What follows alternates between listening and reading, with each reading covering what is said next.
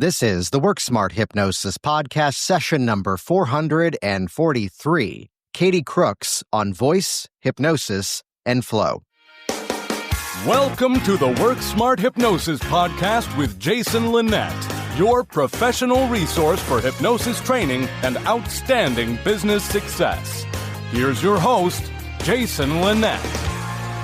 If you enjoy hypnotic podcast episodes with learning how to roll your tongue and stretch and babble like a baby and roar like you're a beast, you are in for the best episode possible. Hey, it's Jason, and the story behind this week's conversation that you're about to listen in on is that I first met Katie Crooks when she signed up for an event that I was running online, and then as soon as she began to explain the work that she does, as well as how she got into it, we had a ton in common in terms of a former theatrical background and understanding of voice. And yes, if you head over to the show notes for this week's episode, worksmarthypnosis.com/443, yes, we'll link to the book that we both raved about, Kristen Linklater's Freeing the Actor's Voice. You can also then find the links over to check out Katie and the work that she does, though specifically a background in vocal performance and coaching and the ways that her students basically were the ones going,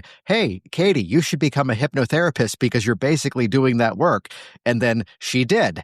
And this integrative approach of exploring voice and what allows our voice to free in a very natural way, in a very flow state, as well as what creates that tension, what emotional blocks may often stand in the way. And what's really great about this conversation, again, that you're about to listen in on, is some extremely practical advice in terms of finding that voice and really using that as the primary tool that we use to help our clients to create change. I'm going to mention once again that the show notes for this week's episode are over at worksmarthypnosis.com/443.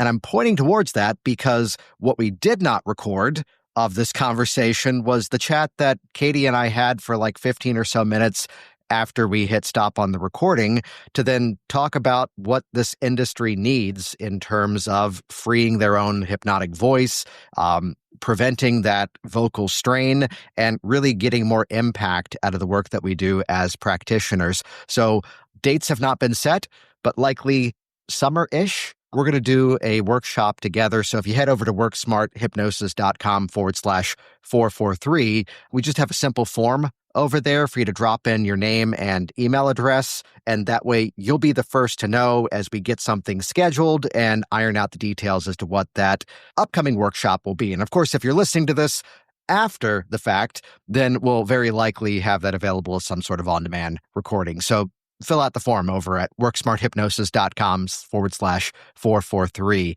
And then also while you're over there, head over to hypnoticbusinesssystems.com. Now, I could take this moment and tell you about all the features and all the different modules that are in this digital program.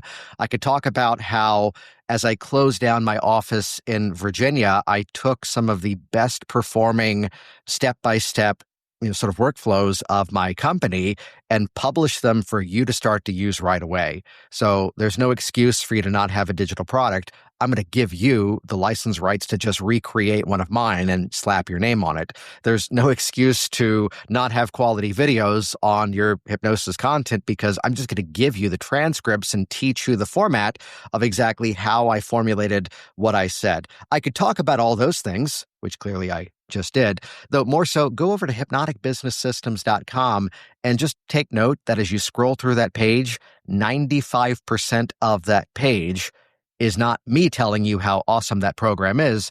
It's instead other practitioners telling their results that they've had by putting that content into use.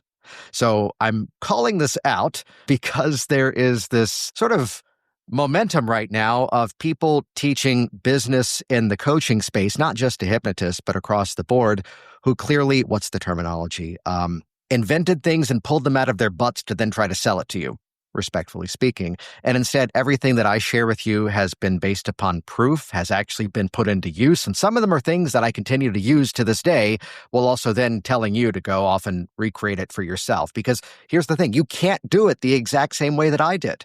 You can't, because you shouldn't. You need to make it your own. And again, when you head over to hypnoticbusinesssystems.com, you're going to see the stories of people who have dove into that program, put the various modules and tactics into use, and saw a really incredible ROI, return on investment, by putting these principles into work. It's a program that doesn't cost you anything. It's instead going to help you to earn as you implement the strategies. Check that out over at hypnoticbusinesssystems.com. And with that, here we go. Let's dive into this incredible conversation with some rather interesting sound effects. And it's about time we had tongue stretches on a hypnosis podcast. I'm serious about that. So here we go. This is session number 443, Katie Crooks on voice, hypnosis, and flow. So, Katie, we've got a hypnotist who is working with clients in their office, and let's assume it's a bit of a marathon day, and they're beginning to lose their voice. What advice would you have for them? Best piece of advice I can give is let go of trying. So to let go of trying and to start doing what? Good point. To let go of trying and start allowing from a place of flow instead. Because in my experience, just like hypnotists, the artists, singers, and actors that I work with sometimes get into their heads and they start overthinking, but it's actually when they drop into their deeply more relaxed state and they're more present, that's when their voice can flow more easily. That's when their throat opens, their larynx, their voice box can relax back down, and their clients can pick up on that. Yeah, which we're intentionally going out of order here in terms of how I usually have these conversations, though let's dive into it. What was, before getting involved with hypnosis, what was that career path for you? A varied one, but it started out with singing and voice and music, but it was very, very intellectualized. And I found that I wanted to go into the storytelling side of things, but I was getting very much pulled into the classical world, which I loved. But it was very, it just got too intellectual for me. And I wanted to tell story. And fast forward to here we are. And this is what I do for a living. But back then, I started to move into teaching singing quite early on. And I found that in the practice room, in the practice studio, all these students were so busy limiting their voices and holding themselves back. And I thought, what's going on here? I can fix the vocal technique. But if they keep coming back with the same problems every week, then what's going on underneath to cause all that emotional blockage? And that's when I started to go deeper. Yeah. Yeah. So then, which you're not allowed to say go deeper on a hypnosis podcast, but we'll let that one pass. Okay. I'm kidding. No. No, I'd ask the question from a slightly leading perspective here, which is that, I am completely opposed to the absolutes. And there's a time that I went to a workshop at a hypnosis conference and someone said that, well, for weight loss, the reason they're overweight is always whether they're punishing themselves for something or protecting themselves from something. And just the moment that always fired off, and just to put it simply, I believe you should never use absolutes without exception. You should never, three of you are getting the joke here. Though, what is it you tend to find is part of that reasoning of, when the voice is straining, when the voice is struggling, and there is something that's kind of blocking that voice from naturally flowing? I noticed that there was something going on physiologically that I started to notice patterns appearing in people's tongue tension and their larynx, their voice box tension. And I started to think, what's going on that might be causing that? And every single time a student sang and they really, really went for it, there seemed to be a big emotional release going on. And I started to correlate. And again, I can't use absolutes, absolutely not. But I started to correlate I noticed these patterns with these students who were clenching their jaw. And when they released their anger in their performance, their jaw started to slacken and let go. And when they released sob or a cry in their voice, whether they were speaking or singing in these big performances, it was catharsis. They started to feel more themselves when they did that. Yeah. So could we bring it down to tension? And it's that the emotion helps to release that tension? Yeah, the emotional release helps to release that tension in my experience. And I noticed that so many people couldn't actually allow themselves to release their voice until they actually acknowledged that there might be something that they needed to release underneath. And not every single time, but quite often a student would walk into the room, and I had you develop an intuition when you're sat in front of people, looking at them, working with them for 20 years. And I started to notice that if I could pick up on what was going on in them through their posture and where they were holding tension in their body and their difficulty finding presence in that moment, that we could get to the vocal release much, much faster. So I'll give you an example. So I had a student who couldn't find her middle voice, her mix set up when she was singing in her lesson. And she kept saying, Katie, I don't know, I can't find it. It feels like it's really locked up. And I said, oh, that's interesting. I wonder what kind of week you've had. And deliberately didn't, place any suggestions, just gave her the opportunity to search her own unconscious mind. And she suddenly went, oh my goodness, Katie, I watched a really, really heartbreaking episode of Game of Thrones with my housemates last night, and I didn't want to cry in front of them. So I've been suppressing this sob in my voice. And as soon as she did that, she started to get a bit wobbly and emotionally, and she was sort of half laughing, half crying at the same time. And then for the last 5 minutes of the lesson, she sang, and this voice that came out was so fluid and free. It just, that moment really stuck in my mind. Yeah. And to really set the stage for this conversation, let's tell the story of how you and I met, which was that I was running an event online, and then I learned what you do. And I just dropped the statement, oh, well, the book, Freeing the Natural Voice, Imagery and Art in the Practice of Voice and Language by Kristen Linklater. That's probably one of the very best hypnosis books ever written that's not about hypnosis, which to read it, there's like these whole exercises that are in there of lying on the floor and feeling yourself relaxing bit by bit throughout the body, feeling yourself melting into the experience. I'm like, this is hypnosis. And that was something that I ran into as, liberal arts education. I was on track to be the backstage technician, but we had to still take all the same classes. And I remember getting into hypnosis and thinking back to that book and going, oh, I've seen this before. I know how to do this. Yeah, exactly the same feeling for most people. So when I was teaching, after a few years teaching singing, I started to move into teaching spoken voice as well.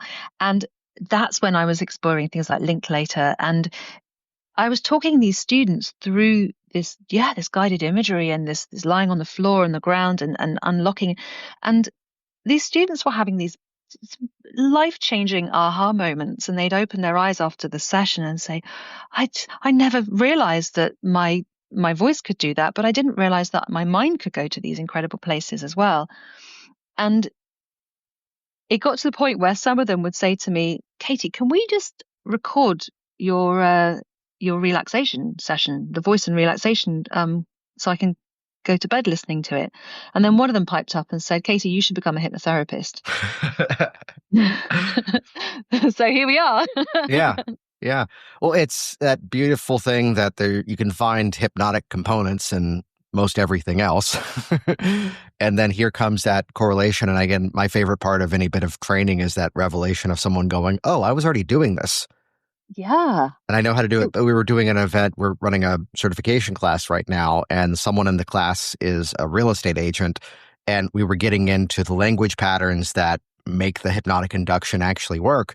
And it was this, that's what I do whenever we're in that final step of negotiation. And I'm having to let my client know that, what they're asking for is unreasonable, but I have to let it be their idea to then concede it.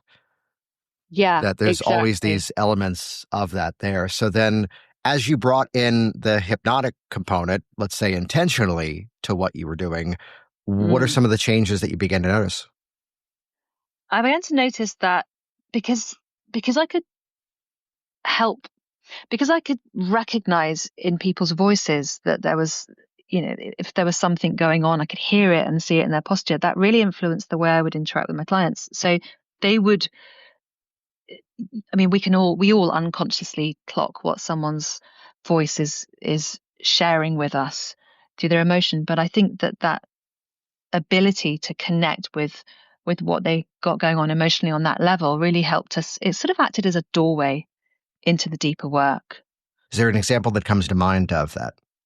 This is where I love having an ADHD brain that goes off in a tangent. I've just got to throw that in there because these tangents, they just come up so beautifully. And then I go, what was the question? No, a time where, sort of helping to free that voice really became part of the way toward, because I imagine it's chicken or the egg type moment, which would be that sometimes it is that voice releases. I'm thinking of a specific thing that happened. Oh, this would have been about 10 years ago, actually. And it was a hypnotist who I was working with just in terms of creating videos for her business. And it was that the regular register of the voice was, kind of middle and, kind of balanced. But as soon as the camera went on, she immediately went up into this voice and it was all very tense and a bit higher. And by, kind of coaching it, not from the direction that you would do, but just kind of going, hey, just the camera's a friend, just talk to them. You're stepping into a character when you're turning on the camera and just speak. And like suddenly it was this emotional breakthrough that was coming through. And it was like, that's not what we were planning today. Yeah. So this client came in for a session and we were working on this piece, this speech, and she was really, really struggling to get out of her head, get into her body, and her voice was really squeezed and really high. And I realized that her voice box, her larynx, was somewhere up on the ceiling. And we played around with dropping it down, and she had this huge aha moment when she realized that somewhere in her past, early childhood, she'd been repeatedly told to ask nicely for the things she wanted. And she had this huge emotional release as she realized that in her work, currently, she wasn't standing in her authority. She was trying to be pleasing and trying to be nice. Everything was going up. Her larynx was going really high. She was trying to sound pleasing and nice, and using the word trying deliberately there, of course. She was trying too hard. But actually, when she dropped her larynx, not only did she have that realization that she could be in her authority, but she also had a huge emotional release, because when your larynx relaxes down, it tells your system to relax, that you're safe. We tend to associate high larynx, a high voice box, with emergency situations where we have to shout to tell our fellow tribe members that there's a saber-toothed tiger about to chase them. Whereas when the larynx is down, when the voice box is down and the voice sounds lower, that's usually associated with nicely relaxing sounds and relaxing states, like sitting in my cave knowing that I've got my animal skins, I've killed the woolly mammoth, I'm safe, I'm fine, I've got everything I need, my needs are met. So then in those moments, let's say a client's coming in, and I know that a lot of your focus goes in, well, actually, that's a question then. Are people then mostly coming to you for voice-related issues, or has this begun to spin off into other sort of side categories? I love that you asked that, because I started, the first ever online program I created was a mix. It was integrated voice and hypnosis. And it was great fun because I'd call them hypno hybrids, and we'd do voice and hypnosis together, and we'd unlock voice and relate the vocal training with what needed to be cleared on a deeper level. And then over time, I started to move into working with entrepreneurs as I was learning more and more about building my own business. I just came across so many entrepreneurs who had things like fear of public speaking, fear of being seen, fear of visibility, those kind of things. So I started to work with them, and then sort of fell into things like weight loss and other topics like that, sleep and so on. Because every time I work with a client, they'd say, oh my gosh, that was so much fun. Can we now work on this? Can we now get over fear of relationships or fear of flying or whatever? So it was sort of moved into other ways. But just recently, I've been really, really called back to this idea of integrating this deep voice work with hypnosis, because it's just it's so much fun and it's so powerful. Yeah.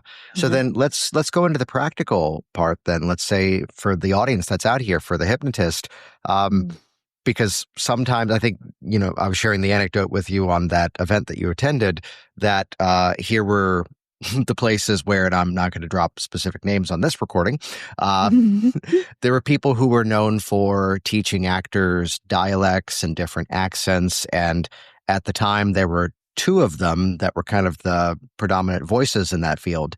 And one was highly technical, and it was trade this sound for this one, trade this, like bringing in the phonetic alphabet and almost like mathematically helping them to rewrite their script.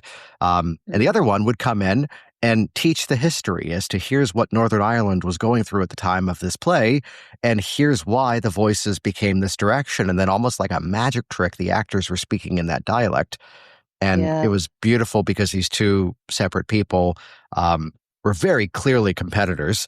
And we would often bring in both because they were both correct. Or the times where, I was sharing this before we hit record, I'd be the one going, we need to get an understudy for this character. And I'd get the response of, we can't afford that. And the response would be, we can't afford to cancel 4 shows.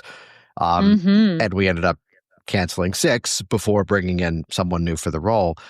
So there are those moments, though, where for whatever reason, whether it's sickness, whether it's strain, and the voice becomes challenged, do you have practical advice on that sort of thing to recover it and, retain it if it is that moment where, I'll phrase it this way, it would seem as if we need to keep going? Oh, there's about 5 questions in there that I want to answer right? all Just of them. take it. You do the rest of the episode. I'll sit back. Well, the first thing, and again, this is a fun tangent, but what I noticed when I moved from teaching singing into teaching voice, and in the UK, voice is referred to as a spoken voice, and the two practices are kind of regarded quite differently. I loved integrating them because the singing approach was very much like the first person you described. It was very much, in my experience at least, the work was very much intellectualized. It was a case of let's decide the sound we want to make and then do what we need to do in order to make that sound. And then when I started to switch over into teaching spoken voice, practical voice, and in some cases it used to be termed as primitive voice, but they changed that after a while because it's more than primitive. But when I worked with, practitioners like Linklater and Patsy Rodenberg is another one, and their practices, it was completely the opposite. It was very much like the second person you described, who would give them an experience. And I'm very much of the belief now that it's about feel first, understand later. So have the embodied experience of the character, the accent, the vocal release, and then understand what's going on technically later.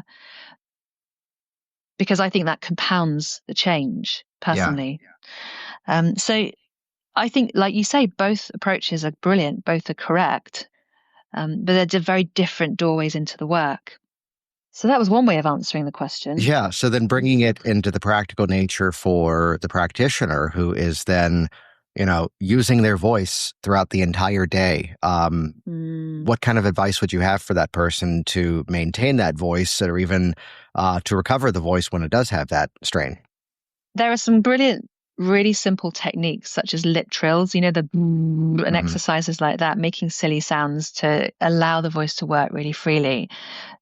Things like SOVT, which is semi-occluded vocal tract exercises. So you'd practice things like a V on a V or a Z or an F. Not an F, that's unvoiced. A V or a Z and a lip trill, like a brr.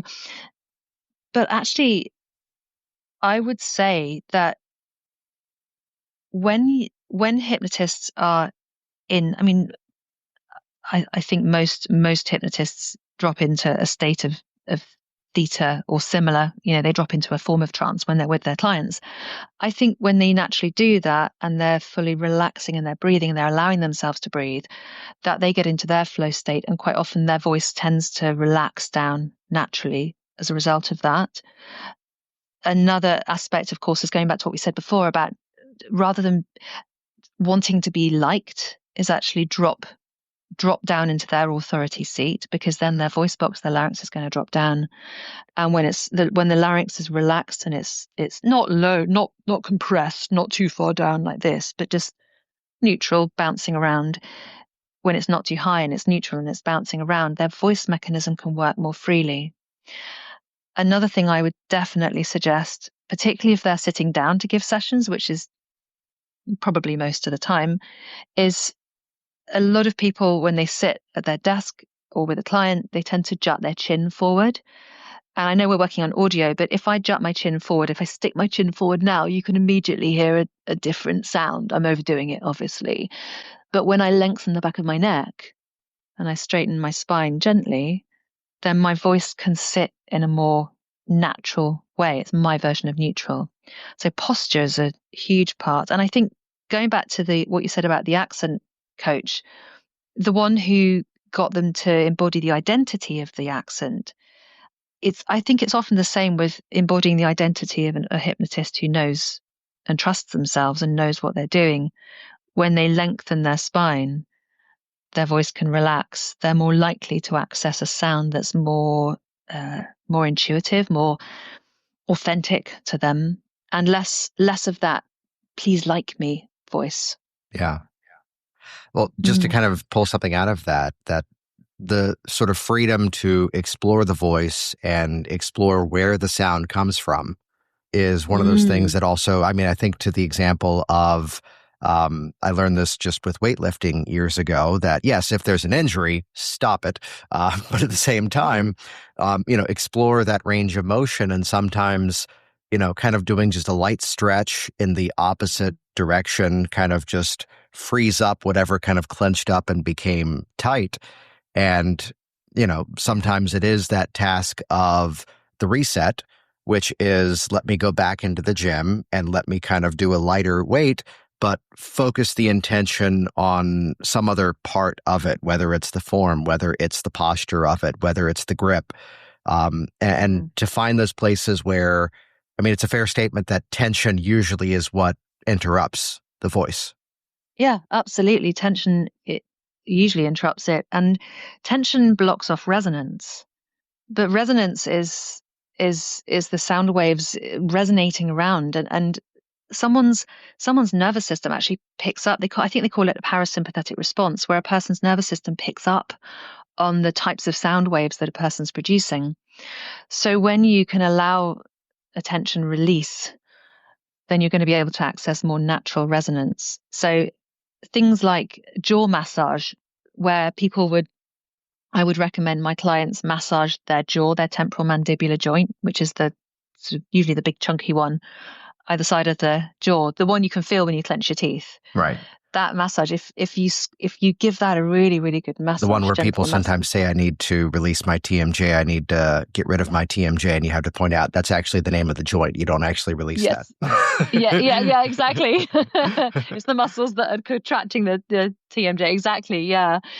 So the TMJ is an interesting one because, I mean, there are so many phrases that we relate to jaw tension, bite down on something hard, or they've got grit.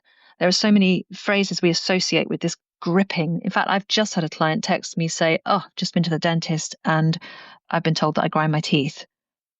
So when again, this is nice fun tangent, but when they actually release whatever or clear or shift, reprogram themselves to release whatever it was that was causing the teeth grinding, then they're likely to find that jaw tension is going to naturally release. And then they can find more resonance, and then their voice is going to flow more freely. Well, that's where I appreciate, go for it. Yeah, I was going to say the appreciation of this integrative approach, that sometimes it is the actual technique. I think to a lot of NLP trainings where we get into the whole concepts, and these are things that were modeled from other, modalities, of course, but that of opening up that sensory acuity and opening up that awareness and, places where we start to realize, oh, I've been driving and my shoulders have crept up higher than my ears. I've been speaking and I'm clenching in this very specific way. And just by opening it up and finding that, as well as then, of course, the hypnotic techniques to then go in and deal with that emotion and release the thing that's actually causing it in the first place. Yeah, absolutely. I believe that there's an aspect of the work we do, which is clearing those unconscious patterns at the root, or however different hypnotists do it. But then there's the really, really, I was going to say simple and basic, but it's actually not. It's really intuitive, which is this being present in the present moment and finding a space between thoughts. and allowing the person's breath to move easily, because they do say how you breathe is how you do life. And actually, and I love the fact that the word inspiration means to breathe in, but it also means to have an idea. And if you notice that when people have an idea, they tend to breathe in, they go, oh, but breath takes the path of least resistance. So if someone's breathing is labored, if there's a tension or overwork going on, then it means something in there is working harder than it needs to work. So actually, this is where doing vocal technique would help me get a sense of what the person needs on a deeper level. So if their breathing is labored, or maybe labor is too dramatic a word, but if their breathing is a little bit tight, then that would tell me, okay, we need to release something in their body's breathing. Let's go deeper and find out what they're holding on to mentally and emotionally. And then we can get back to actually fixing the technique.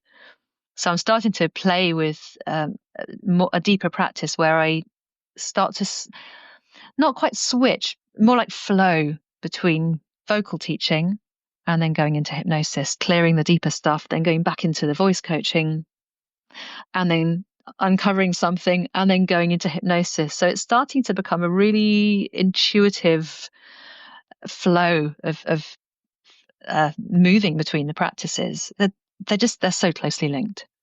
Well, I'm about to say something that I am not qualified to say, and I'm guessing here. No, but it's that there's different, let's say, even meditative practices that involve chanting, that involve creating sound.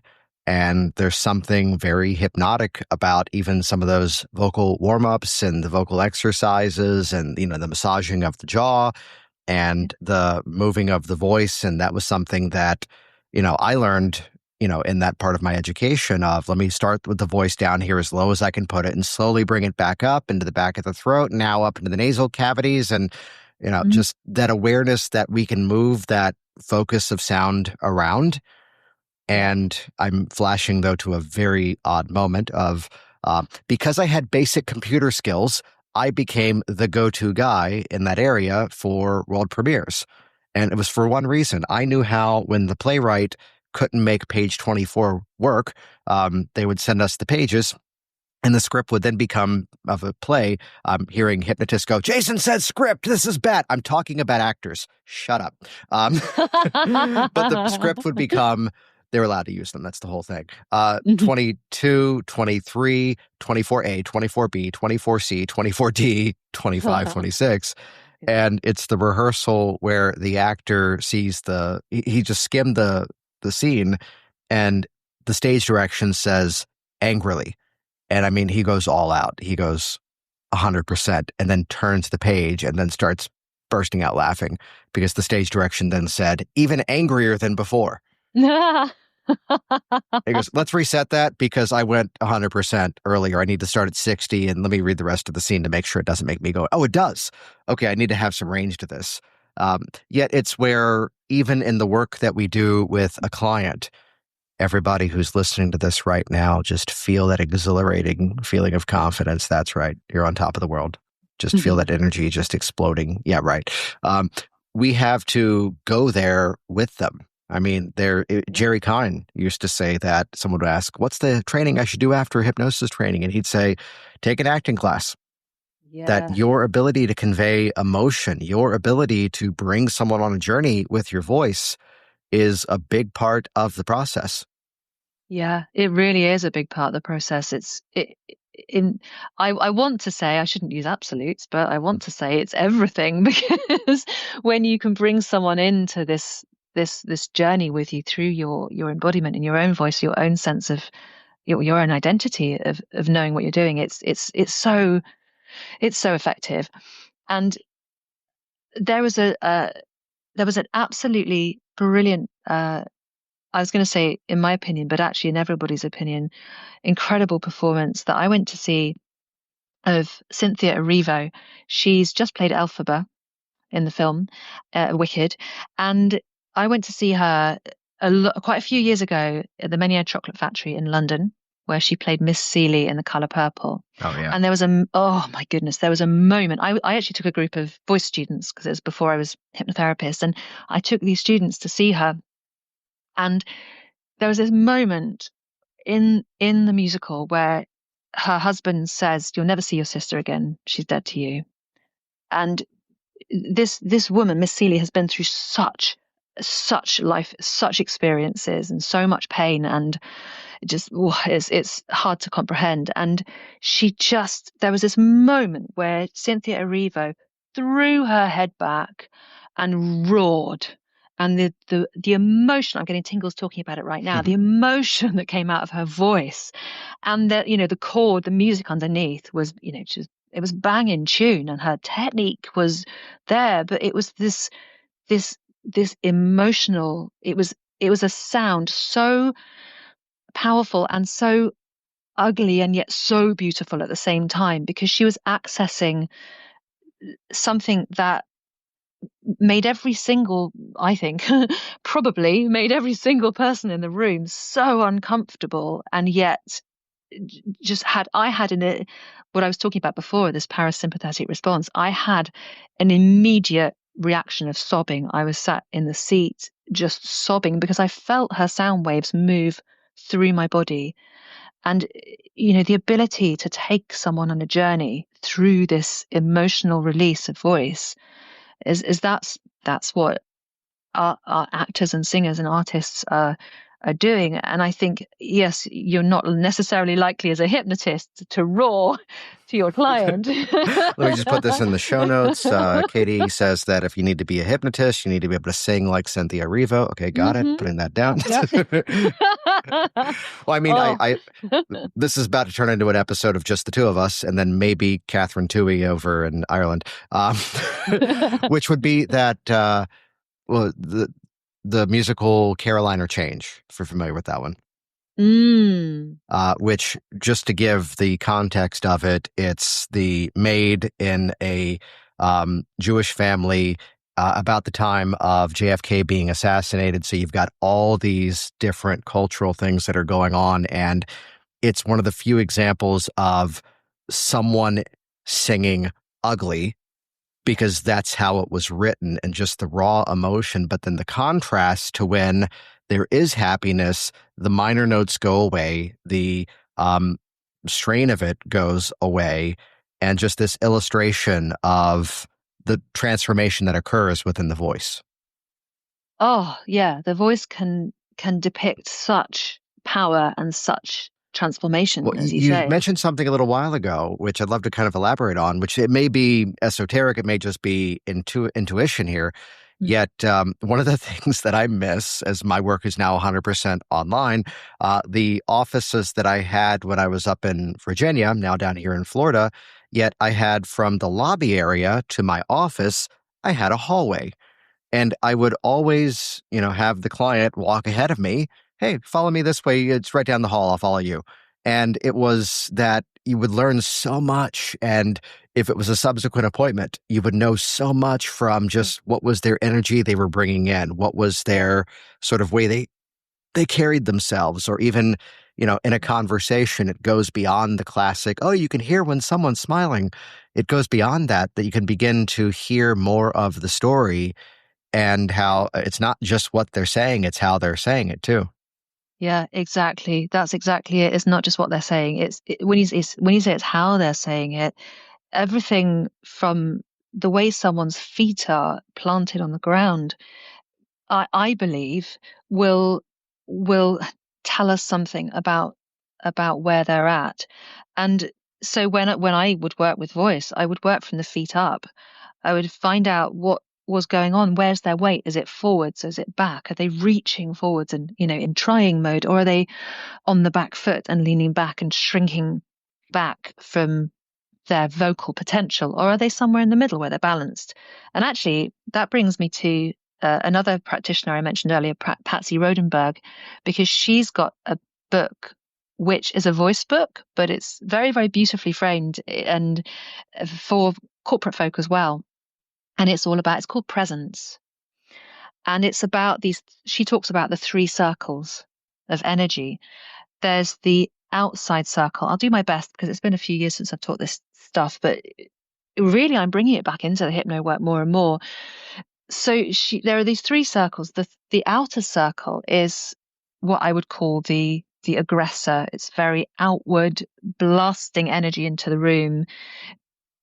We've all been all three of these, by the way, at some point in our lives. This is just the states we move into. So the outer circle is very outward, very blasting, taking up all the air in the room, grabbing all the attention.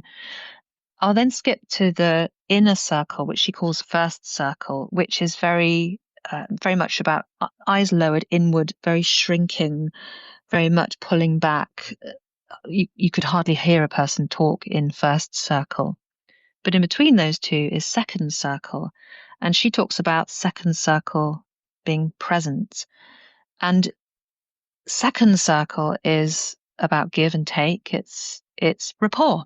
It's when we have rapport with our clients. I'd say we have to be in second circle.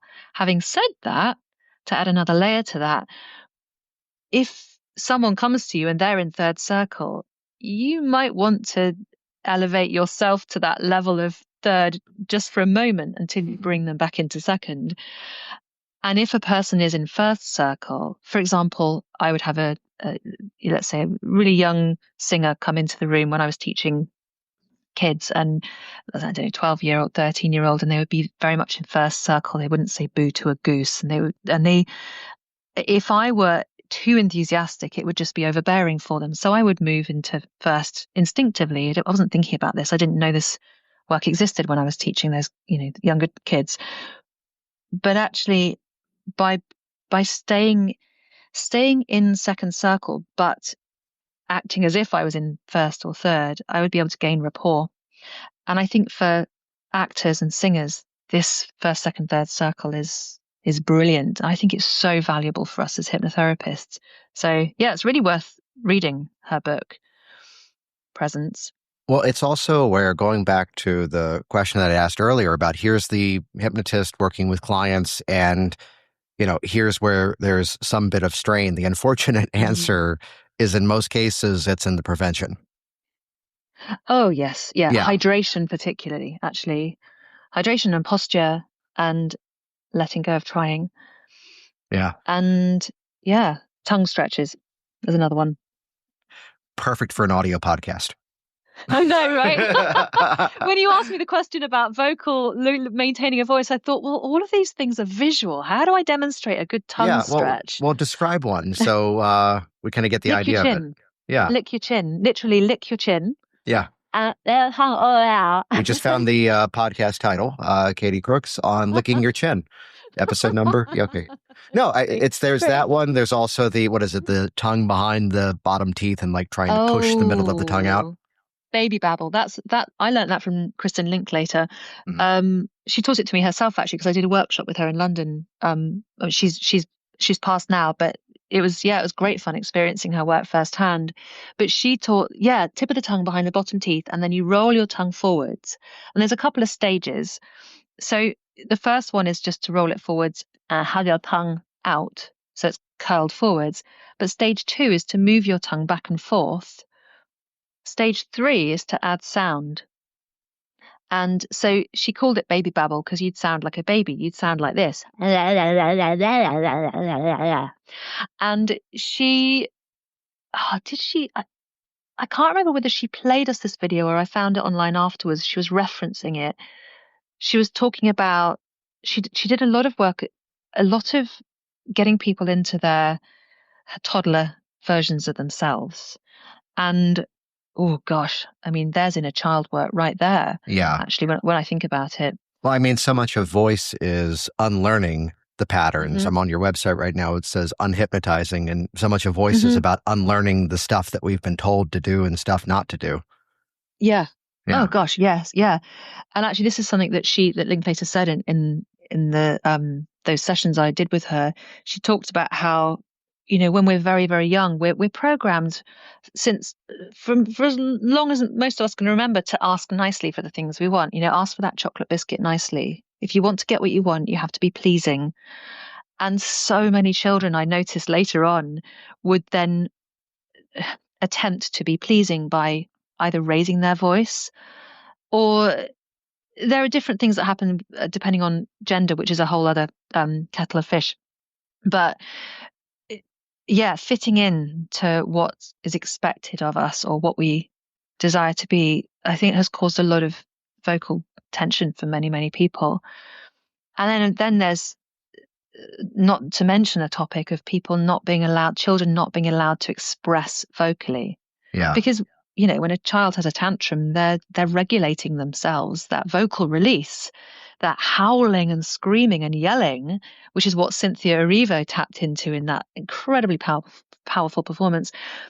That howling and screaming and yelling is their way of releasing all of that pent up emotion that they just can't handle because it's so much stuff coming through for such a small being.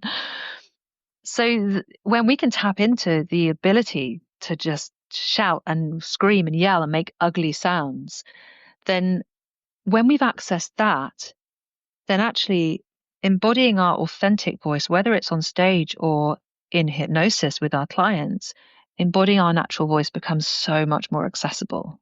I think we have to go there. We have to go to ugly to be able to access a really, really powerful, authentic voice that's our own, in my opinion. Well, you mentioned the, sort of warm-ups. You mentioned the stretching, the tongue rolls, the baby babble, the sounds, the exploration of that. And this is where if you have a physical office, it's okay, because then as you're driving there, you do all the weird stuff in your car and just have people look at you in an odd way. Yeah. Or even, what happens right before. And, this is where, there are some little technical things along the way, which was that, friends that are performers and the awareness as to, okay, so here's what's going on right now. Here's where my range is a bit limited. Let me tell the sound guy to turn up the microphone. Or even right now, like I get into a different posture when I'm doing this podcast. And part of it is also that I want this to be more of just intimate conversation that people happen to be listening to, as opposed to, Katie, I heard you had a funny story about a boat, which is how no one talks. Well, I'll let you in on a secret. I've noticed that when I'm speaking, if I'm moving around, walking around, rolling around on the floor like a small child, I speak with much more flow than if I sit in complete stillness. And yes, I do a lot of meditation and I love being in stillness. For me, often when I'm moving, my voice flows much more easily. And that's why I would have actors get into their bodies and move around when they sing or speak. There's everything for me. Voice and movement is, I don't believe you can separate the two, really. Yeah. This has been fascinating conversation, and I'm sure there's many takeaways of just exploring and being open to really finding that voice as opposed to forcing that voice. Where can people check out more from you? I can find me on www.katiecrooks.com. Excellent. And then any final thoughts for listeners out there? Ooh.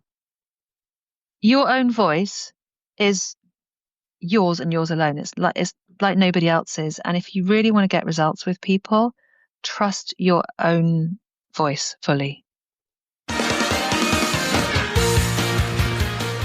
I'm Jason Linett, and one more time, thank you so much for engaging with this episode, sharing it in your ongoing hypnotic conversations, and of course, leaving your reviews online. That helps to expose this program to an even larger audience. If you head over to worksmarthypnosis.com/443, that's where the show notes are for this week's specific episode. You can see exactly how to connect with Katie, and then fill out the form that's going to be on that page. That way, you'll be the first to know as we announce an upcoming event. And as well, head over to hypnoticbusinesssystems.com. Guessing sucks. Use what has actually been proven to work, not just by me, but also by hypnotists all around the world. Check that out and join today, hypnoticbusinesssystems.com. Thanks for listening to the Work Smart Hypnosis podcast at WorkSmartHypnosis.com.